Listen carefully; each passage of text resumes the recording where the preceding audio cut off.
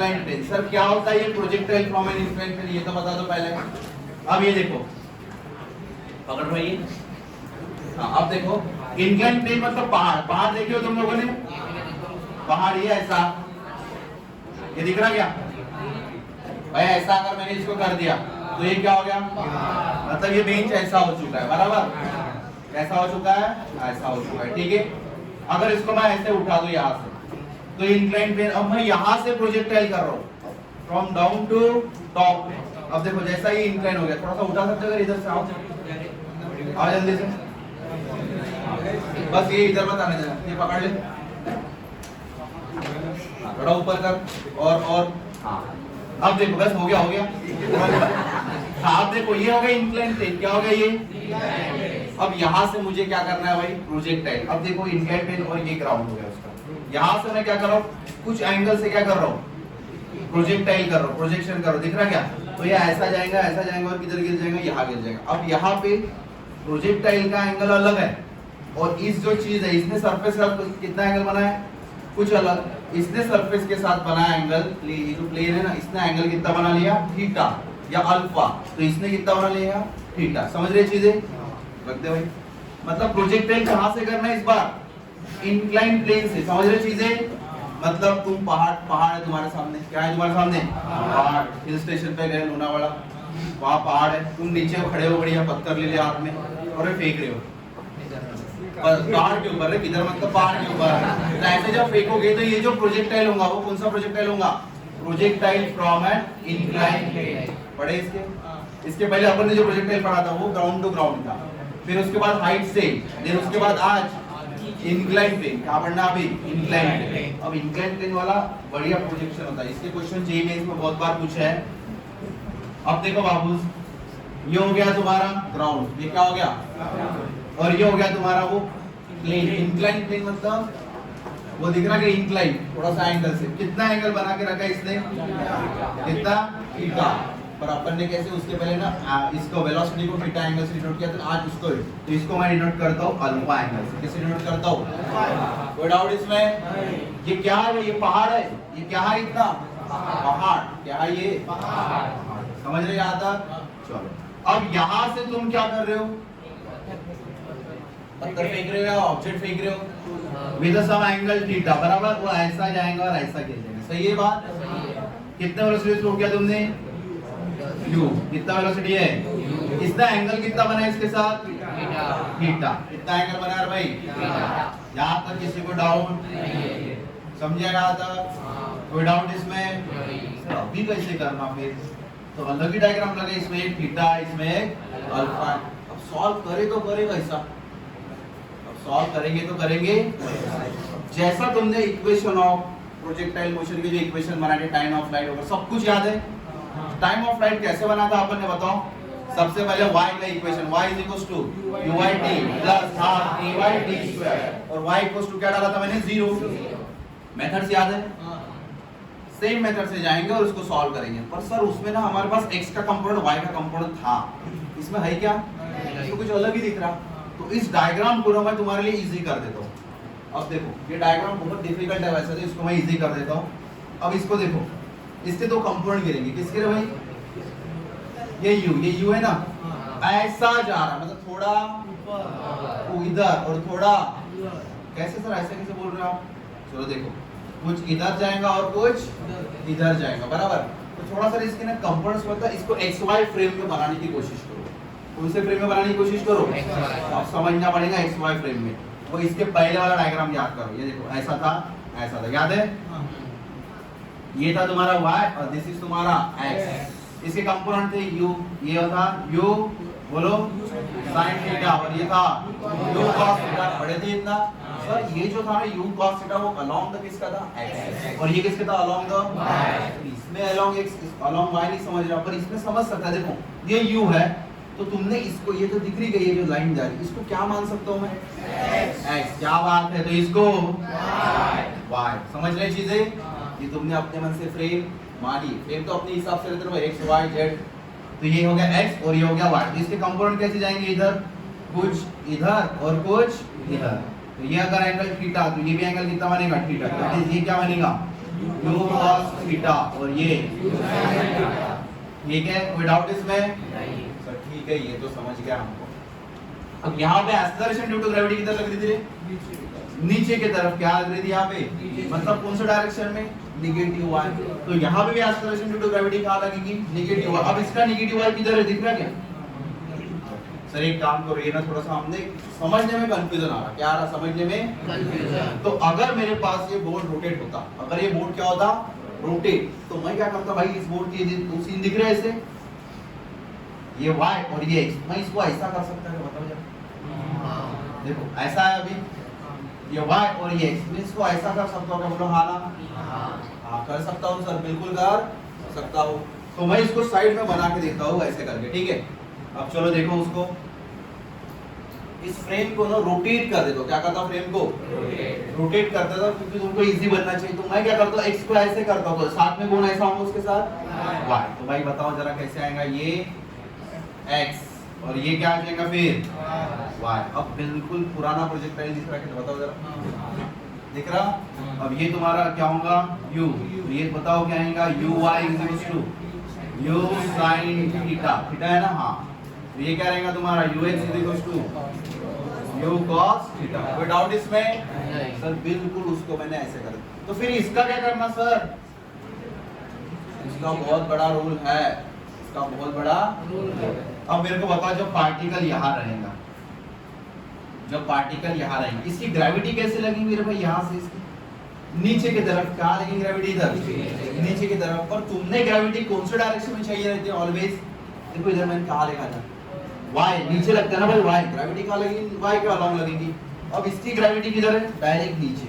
और तुम्हें वो ग्रेविटी किसके अलोंग चाहिए? y। अब ये y के अलोंग है, देखो ये नीचे जा रहा, y इधर है क्या y के अलोंग? तो इसे क्या गिरने चाहिए?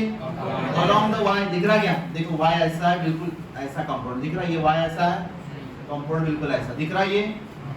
ये अगर अल्फा है तो ये भी क्या बन जाएगा तुम्हारा? अल्फा। इसका मतलब ये क्या बनेगा? g cos alpha. ये फर्स्ट टाइम पढ़े तुम लोग, याद है क्या? ये ऐसा समझ लो तुम कि यहाँ पे अगर इंक्लाइन प्लेन के ऊपर कोई ऑब्जेक्ट है, किसके ऊपर? इंक्लाइन प्लेन के, तो ग्रेविटी कहाँ एक्ट होती है भाई? नीचे। क्या एक्ट होती है? तो इसके दो कंपोनेंट्स गिरते हैं, एक इधर और एक इधर। दिख रहा है ये चीज? अगर ये तुम्हारा थीटा के जस्ट बाजू वाला क्या होता है? g cos alpha. तो ये क्या रहेगा तुम्हारा?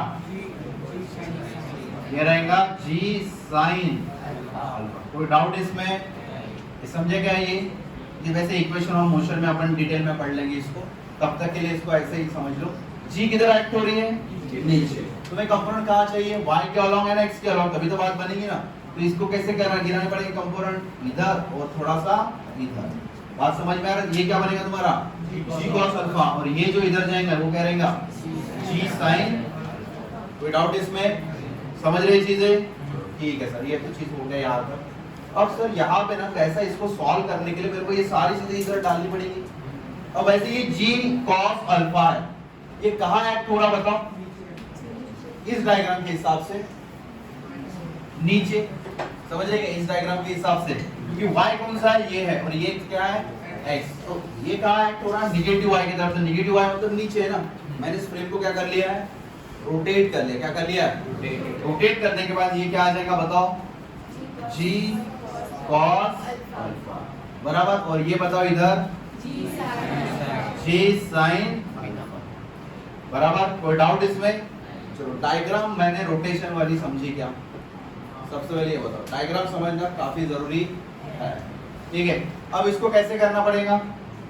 वैसे ही सेम मेथड से अपने को इसको सॉल्व करना होगा। कौन सी सेम मेथड सर बताओ जरा? सबसे पहले क्या फाइंड किया था उस वाले चीज में? Time of flight. क्या फाइंड किया था? तो आज भी क्या फाइंड करेंगे? टाइम ऑफ फ्लाइट के लिए कौन से इक्वेशंस यूज किए थे? Second equation in terms of y। तो बताओ, for time of flight, for time of flight के लिए अपने कौन सा इक्वेशन यूज करना है? सेकंड। बताओ second. y = uy/t + half ay/t² बराबर। सर टाइम ऑफ फ्लाइट में ये कहाँ गिर जाएगा बेचारा? नीचे। तो ये कितना आ जाएगा? 1 0। uy का वैल्यू बोलो। uy का वैल्यू इधर लिखा है, देखो कितना है? u sin theta into T, इधर माइनस हाफ। अब ay बताओ भाई, ay कितना है? ये देखो ay, ये दिख रहा है क्या? ay कितना है नीचे, इसलिए माइनस। बात समझ में आ रही है क्या? g नहीं लोगे, क्या लोगे? g cos alpha. क्या लोगे? g cos alpha. ठीक तो रहा इधर, और ये क्या होगा तुम्हारा इधर? ax। ये क्या होगा तुम्हारा? दोनों भी इधर जा रहे, इधर जा रहा, नीचे आ रहा, तो दोनों भी क्या होंगे?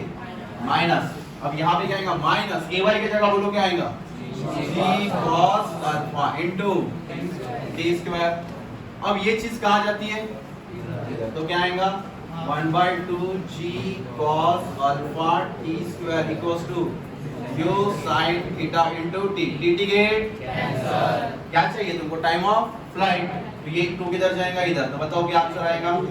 2u sin theta upon g cos equals to capital ले लिख ले उसको। सर एक बात बताओ, कुछ नया पढ़ा है क्या? पुराना ही है। सर एक काम करो ना, इसको थोड़ा सा हमको पुराना याद करवा दिया ना आपने, तो हमको उसमें एडजस्ट कराना पड़ा दो ना। इतना लिखने से अच्छा हमको क्या पढ़ा दो? पुराने में एडजस्ट करना पड़ा दो। इतना पढ़ा दो क्या? चलो मैंने तुमको नॉर्मल टाइम ऑफ फ्लाइट क्या पढ़ाया था बताओ जरा, बोलो। 2u sin theta upon g बराबर। भाई साहब इसमें क्या हो रहा? सिर्फ मतलब यहाँ पे चीज क्या हो रही है? जो cos मतलब ग्रेविटी कैसे लग रहा है? इंक्लाइन प्लेन पे इंक्लाइन ग्रेविटी लगेगी, तो उसका कंपोनेंट लगेगा। क्या लगेगा उसका? सिर्फ तो क्या आएगा? सिर्फ यहाँ पे बाकी सब कुछ सेम है, बस यहाँ पे क्या आएगा? cos alpha. क्योंकि ग्रेविटी कैसी लगती है देख लो, समझ रहे क्या? अलोंग द वाई कितना रहेगा?